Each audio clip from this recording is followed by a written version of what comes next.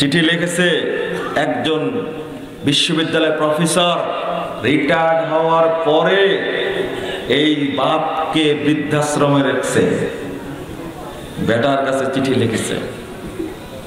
এটা বাস্তব, আপনাকে রাখবে, আপনি কোনো টেনশন করবেন না। গল্প গুজব করবেন বৃদ্ধাশ্রমে গিয়ে, নাতি পুতিকে দেখার দরকার নাই। এমন শিক্ষা দিয়েছে, বড় ছেলে কানাডায়, ছোট ছেলে অস্ট্রেলিয়ায়, মেজো ছেলে আমেরিকা। কি চমৎকার! বুড়া আর বুড়ি বাড়িতে আছে দুইজনা মিলে, লা ইলাহা ইল্লাল্লাহ। অসুস্থ হয়ে গেছে, দেখার কেউ নাই, বুড়ি মারা গেছে, শুধু বুড়া আছে, চলাফেরা করতে পারে না। অবস্থা যদি এইরকম হয়, আপনার কিসের সুখ এটা? কানাডা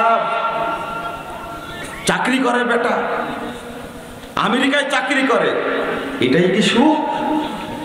মৃত্যুর সময় ছেলেকেও পেলেন না পাশে, নাতি নাতনিকেও পেলেন না, এটা কিসের সুখ? বুঝতে পারছেন? এখন যারা দিন শিক্ষা করে, কোশ্চিন কালেও পিতা মাতাকে এইভাবে অসহায় অবস্থায় রেখে চলে যেতে পারে না, কখনোই না। আর এখন মডার্ন মেয়েরা বাচ্চা হওয়ার পরে, বাচ্চা কেন খারাপ হয়, ওই মাকে বৃদ্ধাশ্রমে কি জন্য রাখবে? কারণ আছে। আমার বক্তব্য হয়তো শুনছেন ওই ব্যক্তি, কারণ আছে। কারণটা হলো বুকের দুধ কোনোদিন খাওয়ায় না, চেহারা নষ্ট হয়ে যাবে, স্তন ঝুলে যাবে, এই জন্য বুকের দুধ না খাওয়া ফিডার খাওয়ায়। এই জন্য এগুলো মদখোর হয়, এই জন্য তাড়িখোর হয়, এই জন্য চিটার হয়, লিডার হয়, বাটপার হয়, বাপ মাকে তারা শ্রদ্ধা করে না। এই পথ তো তুমি খুলে রাখছো। যে ছেলে মায়ের দুধ খেয়ে বড় হয়েছে, এই ছেলে কখনো মায়ের সাথে অন্যায় করতে পারে না। দুধ খাওয়ার সময় বিসমিল্লাহ বলে খাওয়াবেন। আপনি কে শিখিয়েছে? এই জাহেলিয়াত কোথায় পেয়েছেন? বিজ্ঞান বলছে মায়ের দুধই হলো সন্তানের জন্য সর্বশ্রেষ্ঠ খাবার। ডাক্তার বলছে, সারা পৃথিবী বলছে, জাতিসংঘ বলছে, তারপরে বিশ্ব স্বাস্থ্য সংস্থা বলছে মায়ের দুধই হলো সন্তানের জন্য সর্বশ্রেষ্ঠ খাবার। আর মা কত খারাপ, বাচ্চাকে নিজের দুধ খাওয়ায় না, খাওয়ায় কি? ফিডার খাওয়ায়।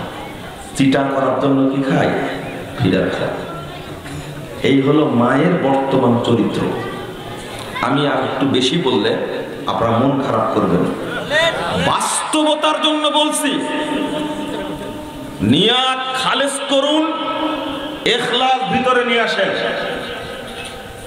এখন তথাকথিত কিছু আলেমও নিজে মাদ্রাসায় পড়ে নিজেকে মনে করে আমি বঞ্চিত হয়েছি।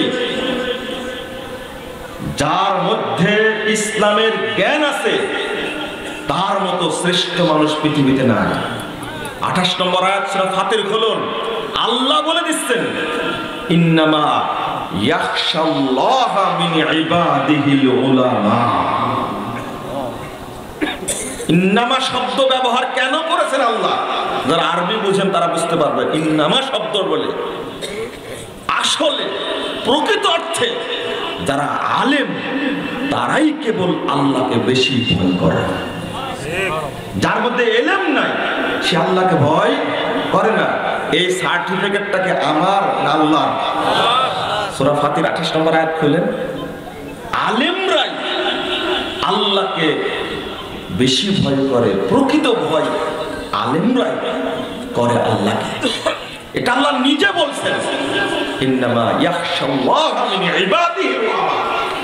আল্লাহর বান্দাদের মধ্যে যত মানুষ আছে তার মধ্যে কেবল আল্লাহকে ভয় করে আলেমরাই। একজন আলেম হওয়ার পরেও নিজেকে মনে করে আমি বঞ্চিত। এই জন্য নিজের ছেলেকে ডাক্তার তৈরি করছে, ইঞ্জিনিয়ার তৈরি করছে। ডাক্তার তো হয় না, ডাকাত হয়। ইঞ্জিনিয়ার তো হয় না, জানোয়ার হয়। আপনারা খারাপ মনে করবেন না, একজন ইঞ্জিনিয়ার বলছে বর্তমানে কোন ইঞ্জিনিয়ার হারাম না খেয়ে চাকরি করতে পারে না। যে পরিমাণ এক একটা ইঞ্জিনিয়ার হারামখোর। আর ডাক্তার, আলহামদুলিল্লাহ ইঞ্জিনিয়ারের মধ্যে অনেক ইঞ্জিনিয়ার আছে আলহামদুলিল্লাহ সৎ, অনেক ডাক্তার আছে সৎ। 2000 টাকা ভিজিট ডাক্তারের, তিনি বলছেন আমি কোনো হাফেজের ভিজিট আজ পর্যন্ত নিইনি। কেউ ডাকাত নাকি? কোন আলেমের ভিজিট নেন না, দরিদ্র মানুষের ফ্রি চিকিৎসা দেন, এরকম ডাক্তার অনেক আছে না? অনেক ডাক্তার ডাকাত হয়নি, বরং দায়ী হয়েছে আলহামদুলিল্লাহ। তাহলে আমি তাদেরকে বলছি না, কিন্তু অধিকাংশ ডাক্তার এখন ডাকাত, অধিকাংশ ইঞ্জিনিয়ার এখন জানোয়ার। জেনারেল শিক্ষা করে আপনি কি করেছেন? যা ইনকাম করেছেন, আয়াতটা মনে রেখে দিবেন, সূরা আল ইমরান 161 নম্বর আয়াত। রাষ্ট্রের টাকা চুরি করেছেন, জনগণের টাকা মেরেছেন, আত্মসাৎ করেছেন, দুর্নীতি করেছেন, রাষ্ট্রীয় কোষাগারের টাকা চুরি করেছেন, এক টাকা আপনার কাছে থাকা অবস্থায় আপনি আল্লাহর কাছে ছাড় পাবেন না ইনশাআল্লাহ। ওই এক টাকার জন্য আপনাকে জাহান্নামে থাকতে হবে, এতে আপনি কোনো টেনশন করবেন না। আর ওই এক টাকা বহন করে আপনাকে নিয়ে যেতে হবে কিয়ামতের মাঠে ইনশাআল্লাহ। এটা আমার কথা না, আল্লাহ বলছেন ওমাই ইয়াগলুম ইয়াতি বিমা গাল্লা ইয়াউমাল কিয়ামা। যে ব্যক্তি যা আত্মসাৎ করবে, যা চুরি করবে, যা দুর্নীতি করবে, সেই সমপরিমাণ অর্থ মাথায় করে নিয়ে হাজির হবে। 1408 নম্বর হাদিস সহিহ বুখারী খুলুন। যে যা আত্মসাৎ করেছে, কেউ যদি মোবাইলটা আত্মসাৎ করে, মোবাইলটা মাথার উপরে থাকবে, আর মোবাইল মুখ হবে, মুখ দ্বারা চিৎকার করবার বলবে আমি দুর্নীতির মাল, আমি দুর্নীতির অর্থ। সারা কিয়ামতের মাঠের সব মানুষ বুঝতে পারবে এ হলো বড় দুর্নীতিবাজ। সে যেই হোক, এটা আল্লাহর কালাম। ওমাইয়াগলুল ইয়াতি বিমা গাল্লা ইয়াউমাল কিয়ামা। যে যা আত্মসাৎ করেছে তা নিয়ে হাজির হবে। শুধু হাজিরই হবে না, এ বিচার ফায়সালা হওয়া পর্যন্ত, অর্থাৎ এদের বিচার সব শেষে হবে এবং এদেরকে এই সম্পদ বহন করতে হবে। এই যে এলেঙ্গা থেকে ঢাকা পর্যন্ত রাস্তাটা করেছে, কত হাজার কোটি টাকা খরচ হয়েছে জানি না। যে ইঞ্জিনিয়ার কাজটা করেছে, যদি দুর্নীতি করে থাকে ইনশাআল্লাহ এই রাস্তাটা তার মাথার উপরে কিয়ামতের দিন থাকবে। খুব ভালো না এটা? আর এইটা বহন করে নিয়ে যেতে হবে কোথায়? ইয়াতি বিমা গাল্লা, ইয়াতি বিমা গাল্লা। যা আত্মসাৎ করেছে তা নিয়ে উপস্থিত হবে। এবার একটু ভেবে দেখেন কত নোংরা জিনিস। বাংলাদেশের মানুষ যদি তাওহীদের শিক্ষায় শিক্ষিত হতো, একজন চোরও বাংলাদেশ থাকতো না। ও বুঝে না এটা তাওহীদ। আমি মাঝখানে কথাটা বললাম শুধু তুচ্ছ তাচ্ছিল্য করার জন্য। কোথাও মর্যাদা নাই। মর্যাদা নাই বলতে কি বুঝাচ্ছে আপনাকে? আমি মাদ্রাসার প্রোগ্রামে আসলে আমার মেজাজটা ঠিক থাকে না। কারণ হলো, আপনি এয়ারপোর্টে যান, কিছু কুলাঙ্গার আছে, কিছু কুলাঙ্গার আছে, টুপি দেখলে, দাড়ি দেখলে কত চোর বাটপার দুর্নীতিবাজ পার হয়ে যাচ্ছে, তাকে কিছু বলবে না, বরং স্যালুট দেবে। কিন্তু একজন ভালো আলেম পরহেজগার লোক দাঁড়িয়ে আছে, টুপি আছে, দেখলে ব্যাগটা এমন ভাবে খোঁজা শুরু করবে, খুঁজতে খুঁজতে দেখবে বোমা আছে কিনা এর মধ্যে। বলেন তো, যত বড় দুইটা মেশিন বসানো আছে আর একজন আলেমের ব্যাগে বোমা থাকবে? কোরআন থাকলেও বলে এটা হলো জঙ্গিদের বই। তুমি মুসলিম মায়ের পেটে জন্মগ্রহণ করে করেছো, চাকরি পেয়ে তুমি নাস্তিক হয়েছো, তুমি বাংলাদেশের শত্রু, তুমি ইসলামের শত্রু, তুমি দেশের শত্রু, তুমি কোরআনের শত্রু, তুমি আল্লাহর শত্রু, তুমি নবীর শত্রু।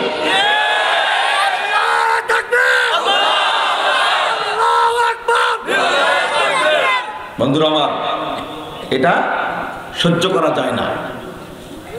তুমি অফিসার হয়েছে, কিসের অফিসার? কি পড়াশোনা শিখেছো তুমি? তুমি আর তোমার এত অহংকার কেন?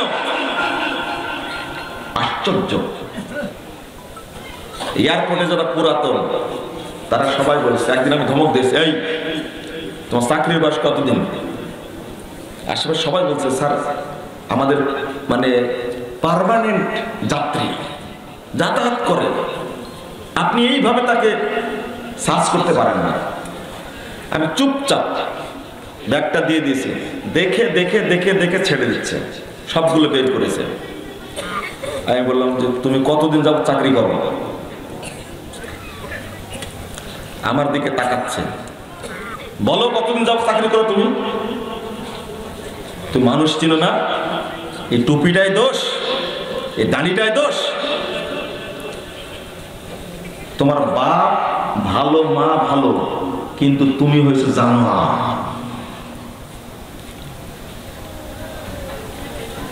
তখন বলছেন না আমি এটা বুঝিনি। তোমার বুঝার দরকার নাই। এই অভ্যাস তোমাকে কে শিখিয়েছে? এই আচরণ কেন? যেখানে যাবেন সেখানে ধনির দুলাল যারা, তারা টুপিওয়ালা দেখলেই বলে, কি বলে জানেন? আম্মু আম্মু এ জঙ্গি, এ জঙ্গি। একজন রিক্সা থেকে নামছে, আমি পাশে দাঁড়ায় আছি, আর এক বাচ্চা নিয়ে যাচ্ছে এক ভদ্র শয়তান। এই বাচ্চাটাকে শিখিয়েছে, ওই শিখিয়েছে টুপিওয়ালা দাঁড়িয়ালা হলে কি হয়? জঙ্গি হয়। বুঝতে পারলেন? বাংলাদেশে যারা নাটক সিনেমা করে তারাই এই ছেলেগুলোর পরিচয় নেন, সব অসহায় দরিদ্র পরিবারের সন্তান। এরা হয় ভ্যান চালক, নাহলে রিক্সা চালক, অথবা নিম্নবিত্ত অথবা মধ্যবিত্তের সন্তান মাদ্রাসায় পড়াচ্ছে। কোন লাটের ছেলে মাদ্রাসায় পড়ে না, লাটের ছেলে পড়বে না। কারণ কি? ওদের বাড়িতে ডিশ লাইন আছে। ভ্যান চালকের বাড়িতে ডিশ লাইন আছে? ও কি নাটক দেখে, সিরিয়াল দেখে? ওর বাড়িতে ডিশ লাইন আছে, ওকে দেখতে থাকে, দেখতে থাকে। নাটকের সবচেয়ে খারাপ চরিত্রের যে লোকটা, সেই লোকটার মুখে দাঁড়িয়ে আছে আর মাথায় টুপি আছে। কি আপনাদের কাছে শুনে বলছে, আমার তো নাটক দেখার সুযোগ হয় না। সুযোগ কই? নাটক দেখলে তো নাটকেরই ওয়াজ করতাম। সবচেয়ে খারাপ চরিত্রের লোক যেটা, তার মুখে দাঁড়িয়ে আছে, তার মাথায় টুপি আছে। একে সাজিয়েছে ইসলামী সংস্কৃতির উপরে বিরূপ ধারণা যেন মানুষ করে। এই জন্য নাটক আর সিনেমা যারা করে, তারা ইসলামী সংস্কৃতিকে ধ্বংস করার পায়তারা করে বাংলাদেশে। তুমি যেখান থেকে হয়েছো, এই বাংলাদেশের সন্তান হয়ে তুমি বাংলাদেশের সংস্কৃতির বিরুদ্ধে তুমি কাজ করো। ওই জন্য তোমার হাতকে আল্লাহ লুলা করে দেয়। শেষ জীবনে এসে তুমি ভিক্ষা করে খাও।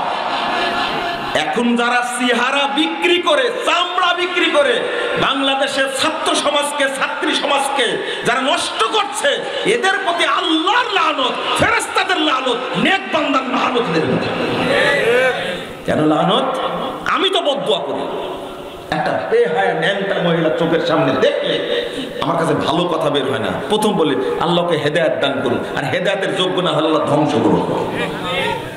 এক একজন ন্যাংটা উলঙ্গ মহিলা দেশের তরুণ তরুণীকে, ইমানদারদেরকে যেভাবে বিভ্রান্ত করছে ফেসবুকের মাধ্যমে, ইউটিউবের মাধ্যমে, ইন্টারনেটের মাধ্যমে, বলুন এদের প্রতি আল্লাহ লানত হবে না? মনে রেখো তোমরা, আজকে হায়নার মতো, শ্রীগালের মতো, বানরের মতো মতো, কুকুরের মতো তোমাদেরকে কুরে কুরে খাচ্ছে, ছিঁড়ে ছিঁড়ে খাচ্ছে। এক শ্রেণীর লম্পট, এক শ্রেণীর সন্ত্রাসী, এক শ্রেণীর ধনী ব্যবসায়ী। তোমাকে একসময় পথে নামতেই হবে। আজকে তোমাদের তিহারের যে লাবণ্য, তিহারের যে সৌন্দর্য একসময় থাকবে না, তোমার দিকে কুত্তাও ঘুরে তাকাবে না একসময়। তুমি দেশের মানুষকে পথভ্রষ্ট করো না, ইসলামী শিক্ষাকে ইগনোর করো না। কারণ অসংখ্য পরহেজগার লোক আছে, মুসল্লি আছে, তাদের বদদুয়া পেলে তুমি ধ্বংস হয়ে যাবে, এতে কোনো সন্দেহ না।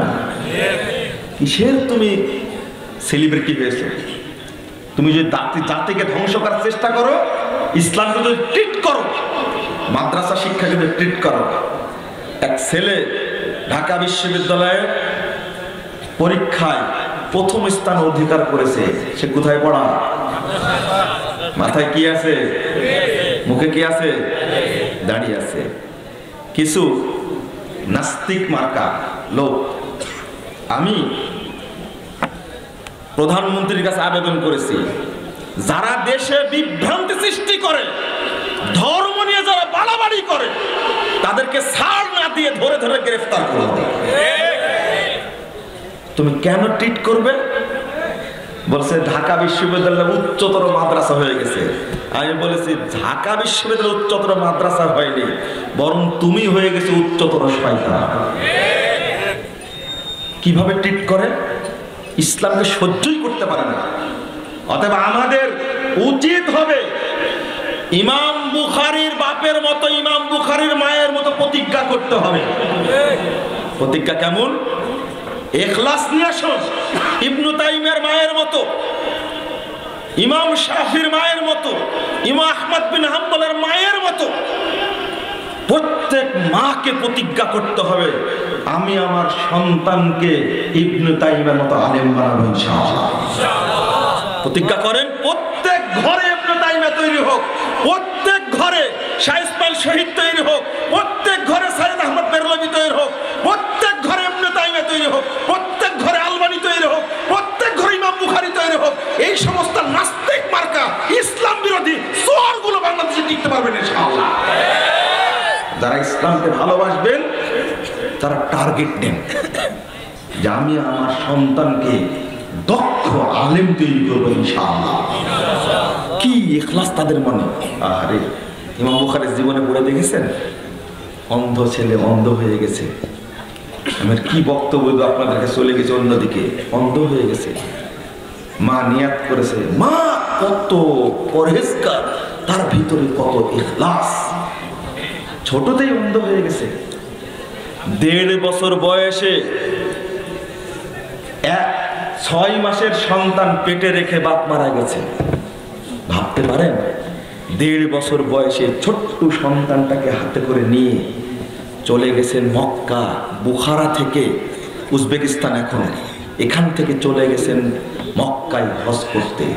উদ্দেশ্য হলো এটা, আমি ছোটতেই কাবা ঘরকে তওয়াফ করাবো, আল্লাহ যেন তাকে বড় আলেম করে দেয়। আল্লাহু আকবার। শুধু তাই না, দ্বিতীয়বার গিয়ে সন্তানটাকে রেখে আসছেন। আলেম তৈরি করতে হলে ত্যাগ স্বীকার করতে হয়। ইঞ্জিনিয়ার তৈরি করার জন্য লাখ লাখ টাকা ঢালবেন, আর আলেম তৈরি করার জন্য প্রিন্সিপালের কাছে দরখাস্ত করবেন, আপনার এই নিয়াতের দরকার না। আপনি একটু ভেবে নেন, ইমাম বুখারীর পিছনে তার বাপের রেখে দেওয়া। আপনারা কি জানেন মুহাদ্দিসগণের মধ্যে সবচেয়ে ধনী মানুষ ছিলেন ইমাম বুখারীর বাপ ইসমাইল। তার নাম রাখছেন মুহাম্মদ। কোন চিন্তা, কোন ভাবনায়! ত্যাগ স্বীকার করতে হবে কিভাবে? এক সফরে বেরিয়ে 14,000 মাইল রান করেছেন। কখনো পায়ে হেঁটে, কখনো ঘোড়ায় চড়ে, কখনো মুখে চড়ে। 14,000। আমার sir professor Shamsul Alam sir বুখারীর দাস দিতে গিয়ে বলছেন, ইমাম বুখারীর টোটাল জীবনে হিসাব করে পাওয়া যায় তিনি প্রায় 54,000 কিলোমিটার রাস্তা পায়ে হেঁটে রান করেছেন। আপনি কি মনে করেন একটা হাদিস খোঁজার জন্য মুহাদ্দিসগণের শ্রম, একটা হাদিস খোঁজার জন্য মদিনায় গেছেন, মদিনায় গিয়ে শুনছেন যে তিনি চলে গেছেন সিরিয়ায়, তিনি চলে গেছেন সিরিয়ায়, সিরিয়ায় গিয়ে শুনছেন তিনি চলে গেছেন মিশর, আবার মিশরে আসছেন। হাদিসটা শোনার পরে দেখছেন হাদিসটা জয়ীফ। কি বুঝলেন কথা? ত্যাগ স্বীকার করতে হয়, আমাদের ত্যাগ নেই। ইমাম ইবনে তাইমিয়া রাহিমাহুল্লাহ কি এমনি ইবনে তাইমিয়া হয়েছে? ইমাম আহমদ বিন হাম্বল 10 লক্ষ হাদিসের হাফেজ, ইমাম বুখারীর উস্তাদ, তিনি শেষ বয়সে মায়ের কথা বলছেন। বাগদাদে তখন খুব, আমি মায়েদেরকে এই গল্প শোনাই, আমি মা যারা, তিনি বলছেন আমার মা ফজরের আগে আমাকে উঠায় নিতেন। তীব্র শীতের মধ্যে অন্ধকার রাত্রিতে মা আমাকে নিয়ে বাপ হারাতো। ইমাম আহমদ বিন হাম্বল সম্পর্কে ইমাম বুখারী রাহিমাহুল্লাহ বলছেন, তার মধ্যে 6টা গুণ দেখেছি, আমি কোনো মুহাদ্দিসের মধ্যে 6টা গুণ দেখিনি।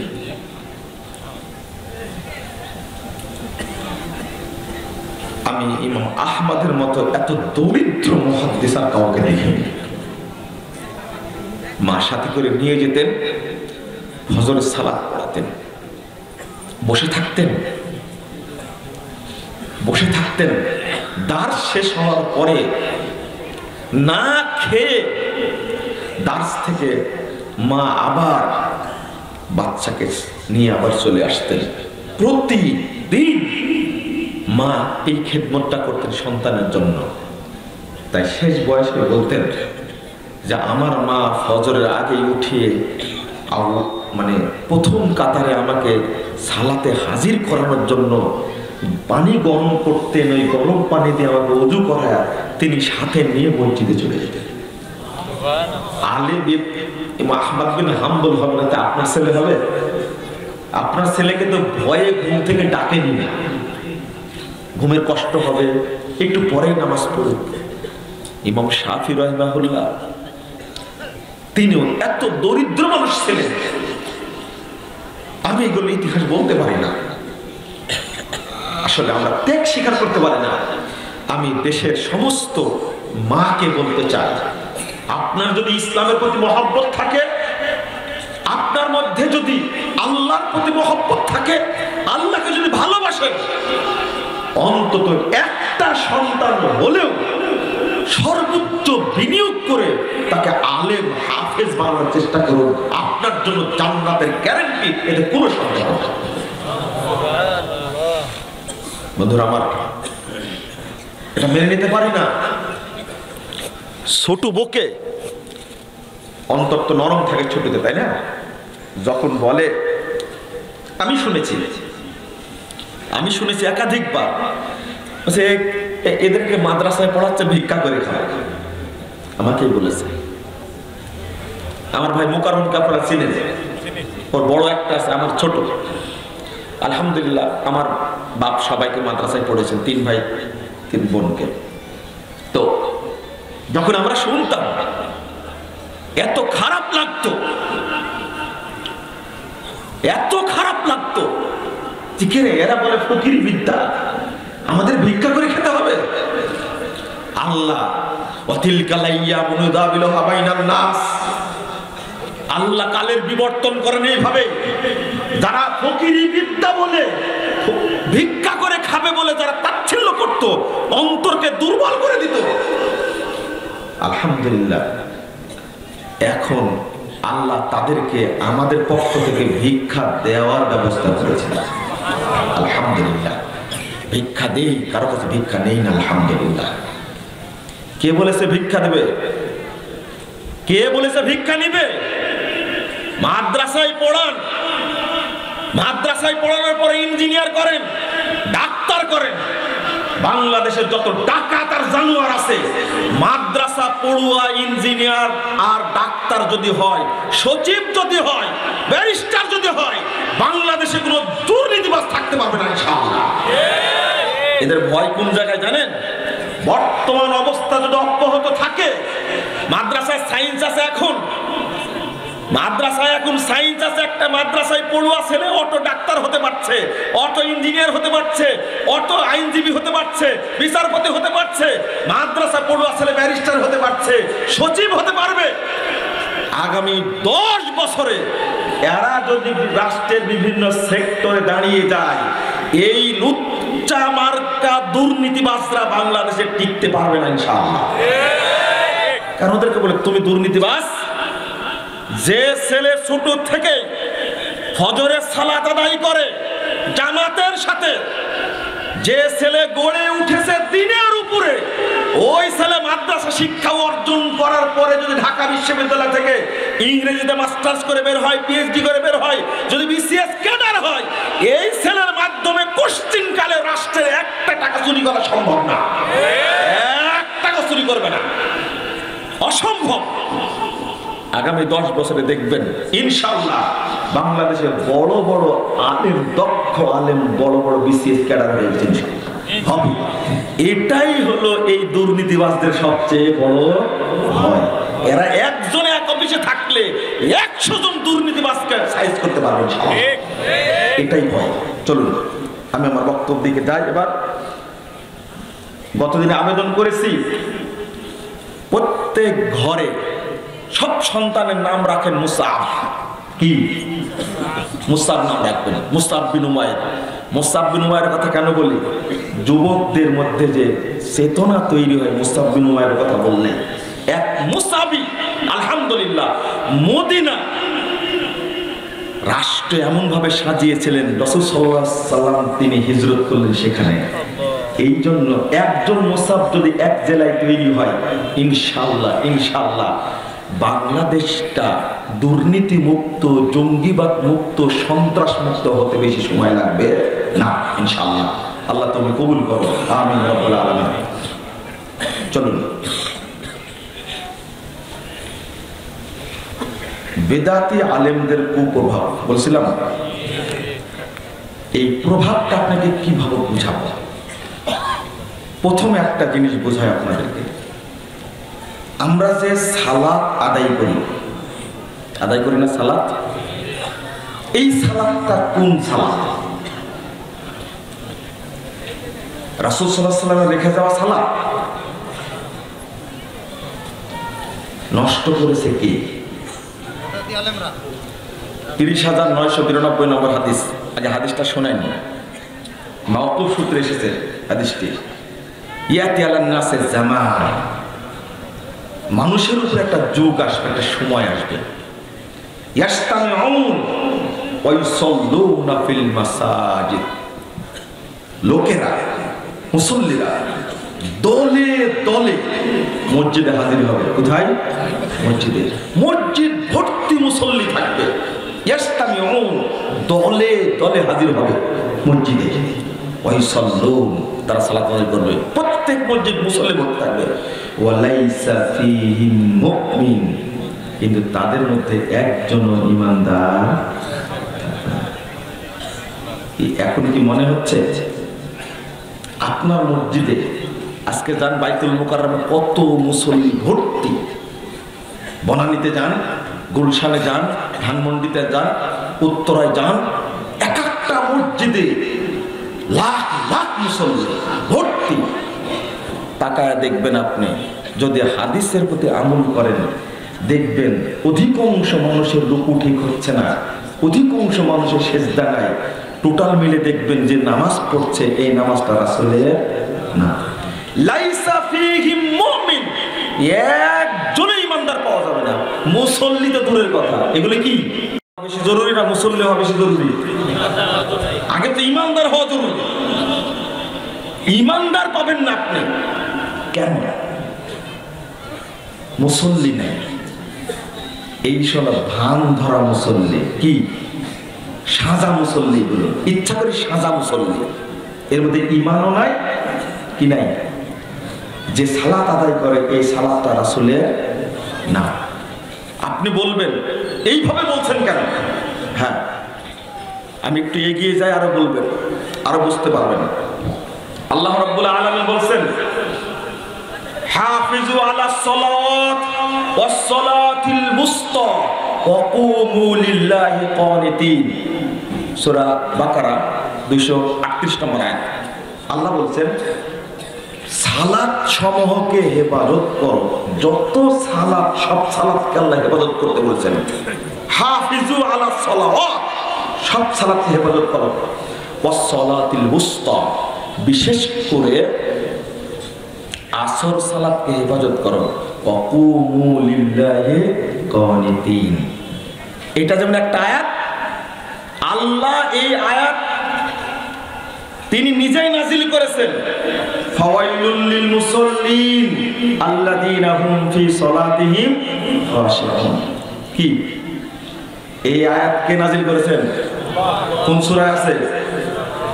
কোন সূরায় বলেন তো? আচ্ছা, এই আয়াতটা সূরা বাকারায় থাকলে কি সমস্যা ছিল? এটা সূরা আলে ইমরানে থাকতে পারত। ছোট্ট সূরার মধ্যে এই আয়াতটা কেন? সবচেয়ে ছোট্ট সূরা, সূরা কাউসার, তাই না? ছোট সূরা, কয়টা আয়াত মাত্র? 3টা আয়াত, শব্দ অল্প। এই আয়াতের মধ্যে একটা কথা আছে, ফাসল্লি লিরাব্বিক, তাই না? তোমার রবের জন্য কি করো? সালাত আদায় করো। এই বাক্যে কুরআনের কোনো আয়াত নেই, কোনো আয়াত নেই, শুধু সূরা কাউসারের মধ্যে এসেছে। অধিকাংশ মানুষেরই প্রথম মুখস্থ করায় মায়েরা কোন সূরাটা? সূরা কাউসার, সূরা ইখলাস, সূরা ফাতিহা মুখস্থ করায়। একটু ভেবে দেখেন, ছোট্ট সূরার মধ্যে আয়াতটা ফাওয়াইলুল লিল মুসাল্লিন। আল্লাহ জানেন আমার কোরআনের হাফেজ প্রত্যেক বান্দা হবে না, কিন্তু কিছু সূরা মুখস্থ করলেও অন্তত সূরা কাউসার, সূরা মাউন, সূরা ইখলাস, ফালাক, নাস এইগুলো অন্তত মুখস্থ করবে, তাই না? আল্লাহর হিকমত দেখছেন। মুসল্লিরা যেন পড়ে হুঁশিয়ার হয়। ফাওয়াইলুল লিল মুসাল্লিন, মুসল্লিদের জন্য ওয়াইল নামক জাহান্নাম। কেউ বলছেন শাস্তি, জাহান্নামের শাস্তি হলো ওয়াইল। কেউ বলছেন জাহান্নামই একটা ওয়াইল। আল্লাযীনা হুম ফি সালাতিহিম সাহুন, যারা তাদের সালাতে কি? উদাসীন। কারা উদাসীন? আপনি কোনদিন ভেবে দেখেছেন? সালাতটা আপনি পড়ছেন, কোনদিন ভেবে দেখেছেন আপনার সালাতটা শুদ্ধ হচ্ছে কিনা? ভেবে দেখেননি। ওয়াক্ত ঠিক আছে কিনা? যদি ওয়াক্ত চিন্তা ভাবনা করি, সময় চিন্তা ভাবনা করি, এক সূত্রে আপনার সমস্ত সালাত শেষ। জহরের টাইম হচ্ছে 11:42-43 45 মিনিটে। পড়েন কয়টায়? 1:45। কেন?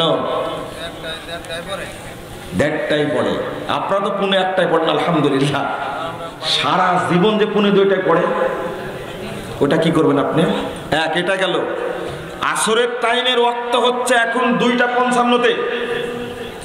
পড়ছে 4টায় আজান, 4:15টায় জামাত। কয় ঘন্টা পরে?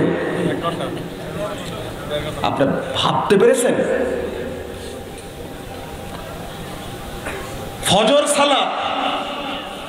ফজর সালাতের ওয়াক্ত হচ্ছে এখন 4:56-52 এরকম হবে, অথবা আপনাদের টাঙ্গাইলে হবে মনে হয় কত, ওইরকম 59 কি 60 হবে নাকি? আচ্ছা হলো, কিন্তু এই সালাদটা পড়ছি কোথায় গিয়ে?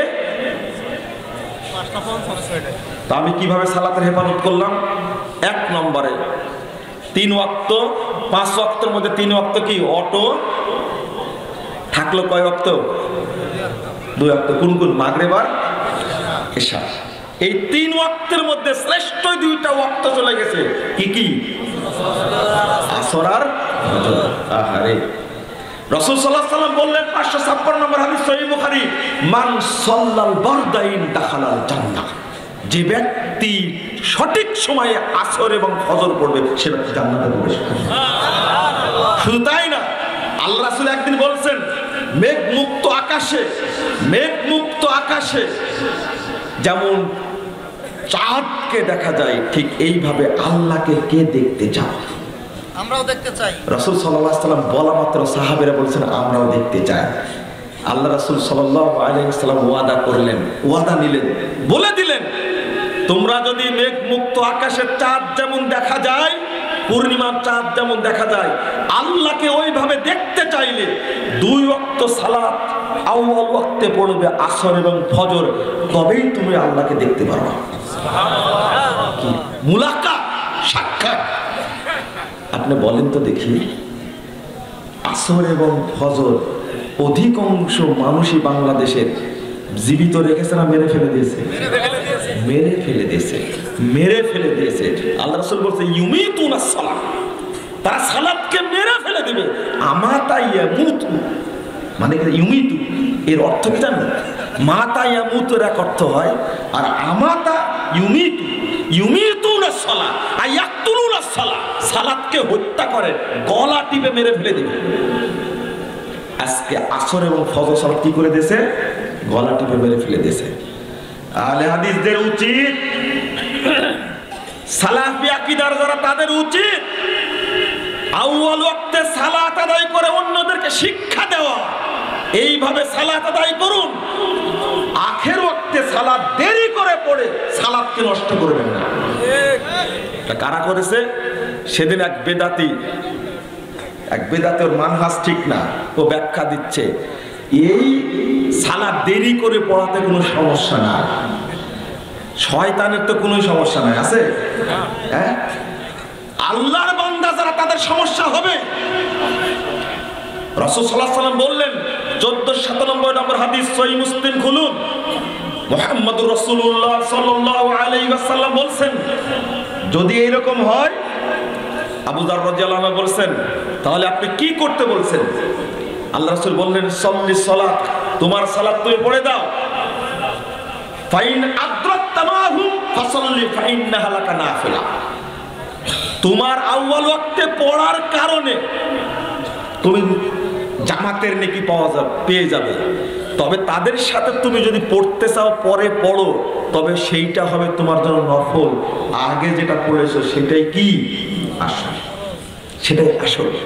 এবার আপনি বলেন রাসূল সাল্লাল্লাহু আলাইহি ওয়াসাল্লাম এই পথ দেখালেন কেন? কারা করেছে এটা? বাংলাদেশের তথাকথিত উলামায়ে কেরামি এই 2টা আসল সালাতকে নষ্ট করেছে। আল্লাহ রাব্বুল আলামিন বলছেন 103 নম্বর আয়াত সূরা নিসা, ইন্নাস সালাতা ইন্নাস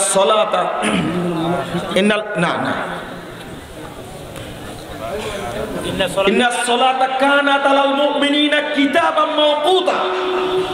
কয়েকটা আয়াত আছে এখানে, ইন্নাস সালাতা তানহা আনিল ফাহশাই ওয়াল মুনকার।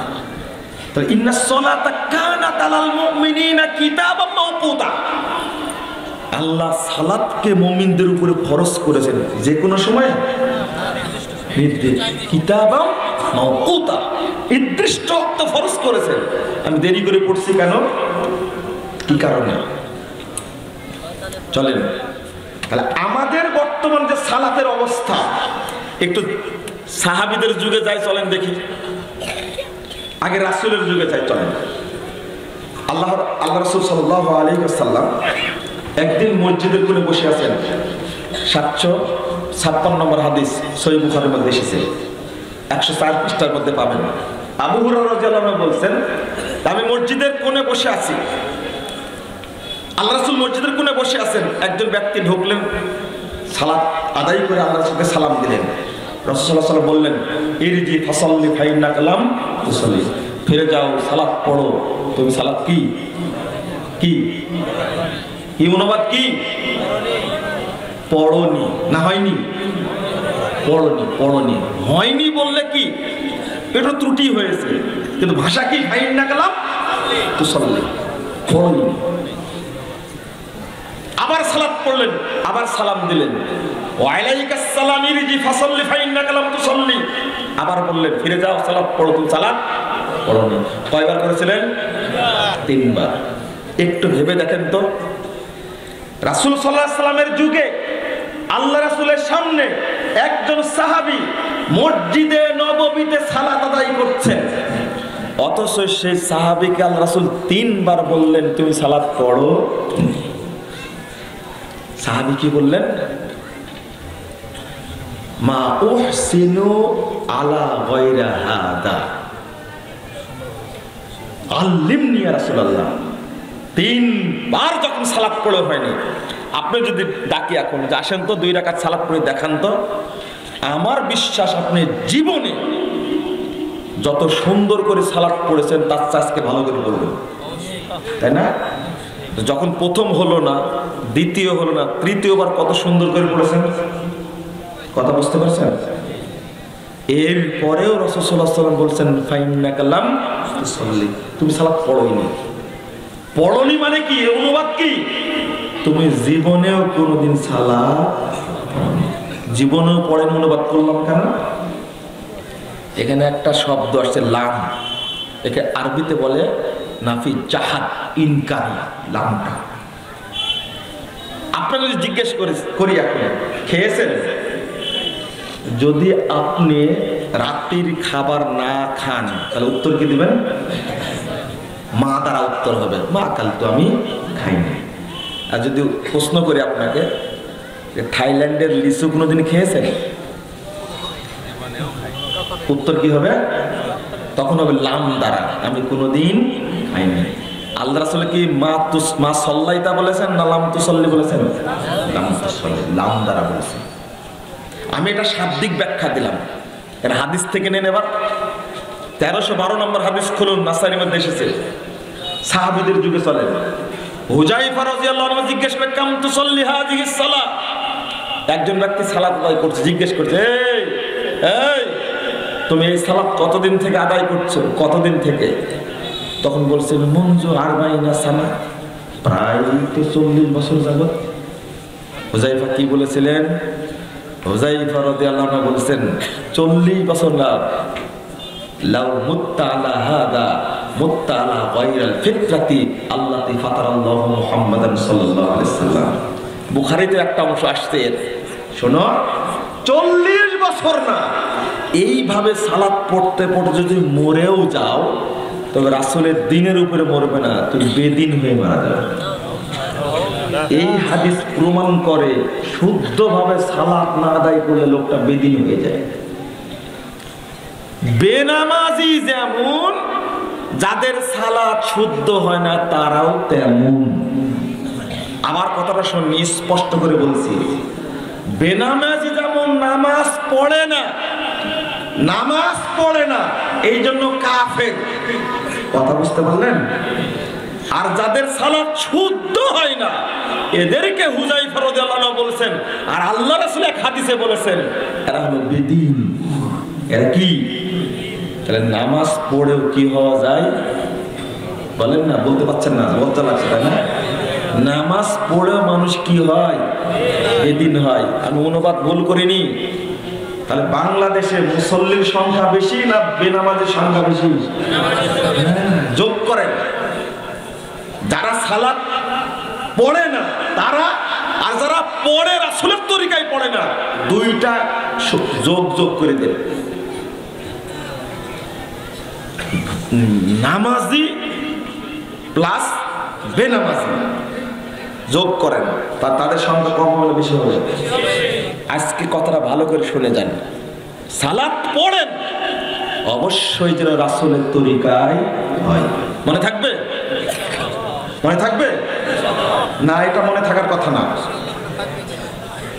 আমাকে এমন গালিগালাজ করে এক শ্রেণীর মানুষ, জাল হাদিসের কবলে রাসূল সাল্লাল্লাহু আলাইহি ওয়াসাল্লামের সালাত, এইটা যখন মানুষের সামনে উপস্থাপন করেছি, সবচেয়ে বিরোধিতা করেছে বাংলাদেশের যারা কাঠমোল্লা, যারা টেরা মুফতি বুঝেন তো, ফাটা মুফতি, ছেঁড়া মুফতি, যারা, তারাই সবচেয়ে বেশি মানুষকে বিভ্রান্ত করেছে।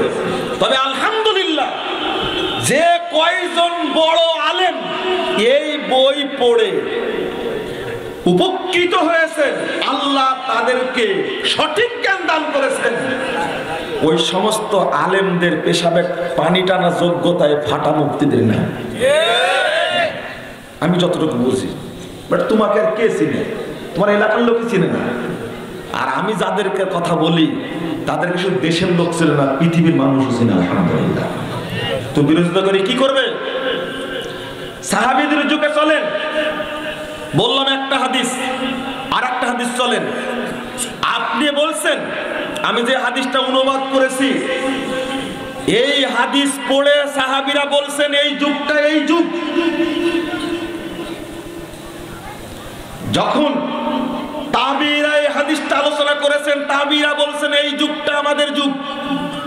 অর্থাৎ মানুষরা মসজিদে মুসল্লিরা ভর্তি হবে, মসজিদ ভর্তি মুসল্লি থাকবে, কিন্তু একজন ইমানদার থাকবে না। এই হাদিস তাবেঈরা পড়ে বলছেন এই যুগটা আমাদের যুগ।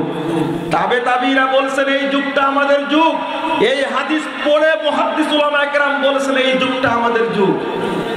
তাহলে আমাদের যুগটা কোন যুগ?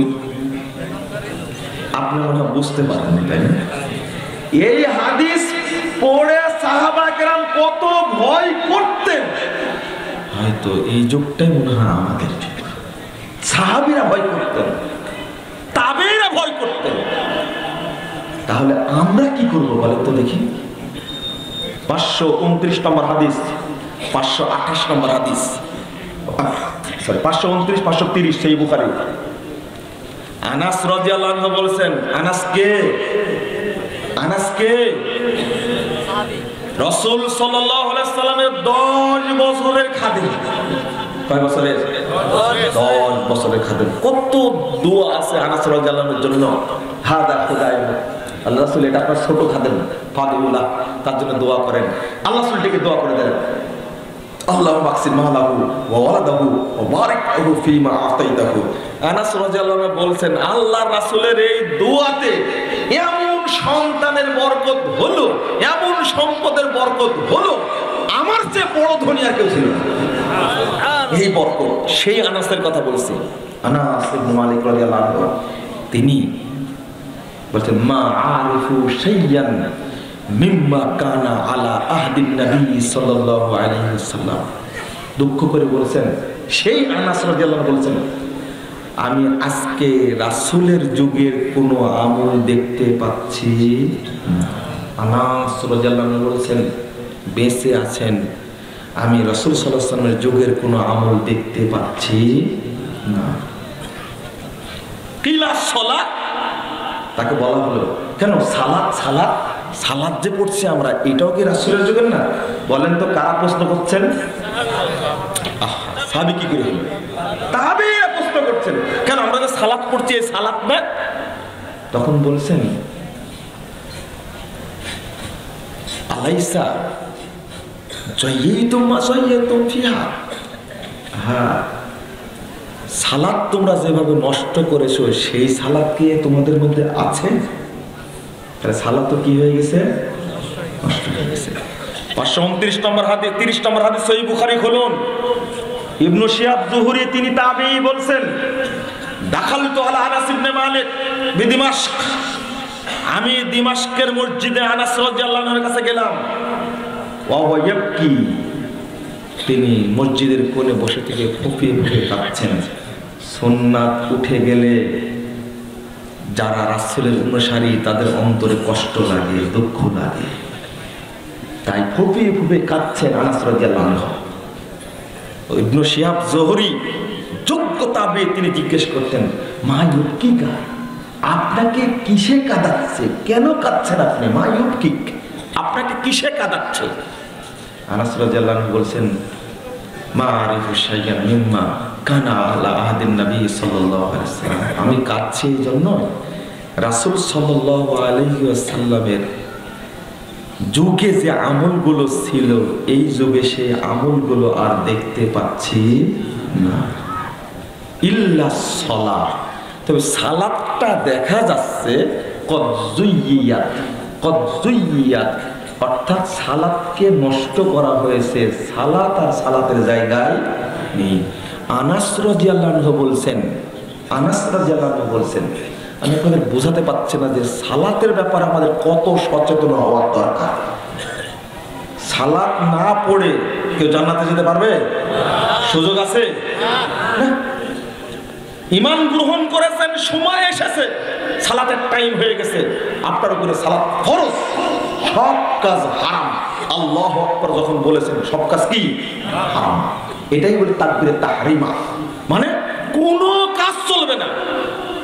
একজন বলছে সালাতের টাইম হয়ে গেছে, কিন্তু স্ত্রীর কাছে যেতে ইচ্ছা করছে বা স্ত্রী আমাকে ডাকছে, এমন তো অবস্থায় আমি স্ত্রীর সাথে সময় দেব না জামাতে শরীক হব। প্রশ্ন শুনেছেন আপনারা? হাসছেন কেন? হাসছেন কেন? এটা প্রশ্ন হতে পারে না? আশ্চর্য। উত্তর কি হবে? স্ত্রী যদি মুমিন হয়, তুমি যদি মুমিন হও, স্ত্রী যদি মুসল্লি হয়, তুমি যদি মুসল্লি হয়, সালাতের টাইমে জামাতের টাইমে একে অপরকে কখনো চাইবে? অত সহজ না। শ্বশুর বাড়ি গেছেন, শ্বশুর বাড়ি গেছেন, গোসল করতে লজ্জা লাগবে, এই জন্য জহর পড়বেন না, আসর পড়বেন না, সরি ফজর পড়বেন না, একবারে জহরের সাথে মারি দিবেন ফজরও। আপনাকে শ্বশুর বাড়ি যাওয়াই হারাম, শ্বশুর বাড়ি যাওয়াই হারাম। এই ফতোয়া কে দিয়েছে আপনাকে? এই ফতোয়া কে দিয়েছে আপনাকে? এই শ্বশুর আর শাশুড়ি তারা বাচ্চা পালেনি, বাচ্চা না পারলে বিয়ে করেছেন কাকে আপনি? শ্বশুর শাশুড়ি জানে না? শাশুড়ি শ্বশুর বিয়ে দিয়েছে মেয়েকে শিকায় তুলে রাখার জন্য। শ্বশুর বাড়ি গেলে সে কি স্ত্রী সহবাস করতে পারবে না? আপনি কে শিখাইছে? খুব লজ্জা, খুব লজ্জা করে আল্লাহর হককে ফাঁকি দিচ্ছেন আপনি। কোথায় পেয়েছেন শরীয়ত? আপনার মুমিন বান্দা ফজরের টাইমে আপনি জামাতে গিয়ে সালাত আদায় করতে হবে, গোসল করার শাশুড়ির সামনে সমস্যা আছে, এইগুলো ভেঙ্গে বলে দিতে হবে। চলেন, যে জায়গায় গেছিলাম ওই জায়গায় আবার ফিরে যান। আমরা সালাতের ব্যাপারে সচেতন না, যেভাবে ইচ্ছা সেভাবে সালাতকে নষ্ট করছে। আল্লাহ বলেছেন ফাখালাফা মিন বাদিহিম খালফুন আদাউস সালাহ ওয়াত্তাবাউশ শাহওয়াত ফাসাউফা ইয়ালকাউনা গাইয়্যা। তারা মরিচিকা, তারা অপদার্থ। কালকে বক্তব্য দিয়েছি সিফাতুস সালাহ, শেখ উসাইমিন রাহিমাহুল্লাহ তিনি একটা বক্তব্য নিয়ে আসছেন। কেউ যদি এক ওয়াক্ত সালাত ইচ্ছা করে টাইম পার করে দেয়, কি করে দেয়? ইচ্ছা করে টাইম পার করে দেয়, ইচ্ছা করে, লা ইলাহা ইল্লাল্লাহ, ইচ্ছা করে যদি টাইম পার করে দেয়, সালাতটা পড়লো না, টাইম চলে গেছে, মুতাআম্মিদান ফাহুয়া কাফির। ইচ্ছা করে টাইম পার করে দিয়েছে, ও কাফির। ও কি? আরে আক্কি মুসল্লির কথা বলছেন না, রমাজান মুসল্লির কথা, মুন্সির কথা বলছে না, শুকুর মুন্সির কথা বলছে না, ঈদু মুন্সির কথা বলছে না। কার কথা বলছি? মুসল্লির কথাই বলছি। সে এক ওয়াক্ত সালাত ইচ্ছা করে টাইমটা পার করে দিয়েছে, পড়েনি ইচ্ছা করে। সে কি? লজ্জা লাগছে বলতে? আমার কথা বলছি না, এর নাম হলো সালাত, এর নাম হলো সালাত। আরে যে 8 দিনে 7 দিনে শুধু জুমা পড়ে তার হিসাব করার দরকার আছে? না না, কে হিসাব করতে বলেছে আপনাকে? শুধু রমাজান মাসে নামাজ পড়ে আর রোজা করে, ওর হিসাব করার দরকারই না। ইসলাম হিসাব করেনি, আল্লাহ হিসাব করেনি, রাসূল হিসাব করেনি, তো হাদিস হিসাব করেনি, কুরআন হিসাব করেনি, আপনি হিসাব করবেন কেন? ওকে জানাজা পড়লেও লাভ হবে না। আচ্ছা, পানি যতই ঢালুক না কেন, ধোয়ানোর সময় পানি যতই ঢালুক, আপনি বলেন তো দেখি, আপনি বলেন তো দেখি, এই পানি কি কাফেরকে পবিত্র করতে পারবে? কোনোদিন না। তো পানি ঢেলে লাভ আছে? তাহলে শেখ উসাইমিন রাহিমাহুল্লাহ এইটাই বলেছেন, আমি যেটা বললাম এইভাবে বলছেন। এক ওয়াক্ত সালাত যদি মুসল্লি ব্যক্তি এক ওয়াক্ত সালাত ইচ্ছা করে টাইম পার করে দেয়, তাকে সাহাবা কেরাম কাফের বলেছেন। আর ও সপ্তাহে মাত্র এক ওয়াক্ত পড়ে। কয় ওয়াক্ত পড়ে? সপ্তাহে এক ওয়াক্ত পড়ে। তাহলে কি ও মুমিন? ওকে মুসলিম? সুযোগ নেই। এই হলো আমাদের সালাতের অবস্থা। মুআব ইবনে কুররা বলছেন, যারা নামাজ পড়ে না তাদের হিসাব আলাদা, তাদের নিয়ে আমার চিন্তা করার দরকার নাই। তারাই পৃথিবীর শুয়োর, কুকুর, বানর, সবচেয়ে নিকৃষ্ট জাত যেগুলো আছে তাদের চেয়েও বেশি নিকৃষ্ট হলো বেনামাজি। ওদেরকে নিয়ে আমার চিন্তা করার দরকার নাই, ফতোয়া দিয়ে দিছি আলেমগণ যেটা বলেছেন সেটা। আলেমদের এখানে কোনো দ্বিমত নেই। যারা মুসল্লি তাদেরকে বলছি, মুআদ ইবনে কুররা যোগ্য তাবী, তিনি বলছেন আদরাকতু 70 রাজুলাম মিন আসহাবিন নবী সাল্লাল্লাহু আলাইহি ওয়াসাল্লাম, আমি 70 জন সাহাবীকে পেয়েছি আমার জীবনে। কয়জন? আমি 70 জন সাহাবীর সাক্ষাৎ পেয়েছি আমার জীবনে। আদরাকতু